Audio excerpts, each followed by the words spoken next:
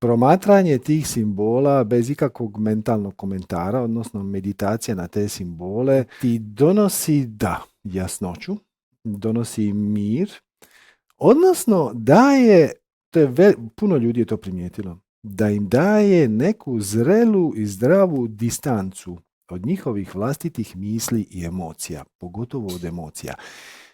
U stanju ste napraviti jedan korak više od svojih emocija kako vas one ne bi progutale kad se pojave. Znate, ono kad se pojavi ljutnja, mi eksplodiramo, zamrači nam se.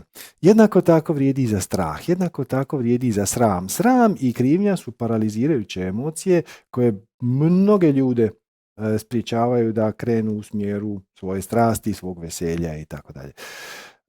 Tako da, promatranje tih simbola kreira u našem mozgu smislene neurološke veze, smislene sinaptičke veze koje nas između ostalog i oslobađaju nekih fundamentalnih limitirajućih uvjerenja, ali prvenstveno pripremaju da bude receptivniji, na taj način mu malo dignu i vibraciju. Komentara ima svakakvih, od blagih do ponekad i ekstremnih. Neki ljudi su doista otkočili velike blokade u svom životu samo promatrajući simbole, odnosno dopuštajući svom umu da se, svom fizičkom umu, svojim sinaptičkim vezama, neurologiji, da reflektira neke više vibracije.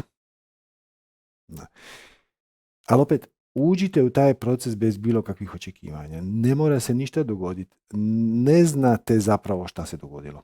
Zapravo ne možeš biti siguran šta se dogodilo, šta nije. To je vrlo napredna neuroznanost koju mi ne razumijemo.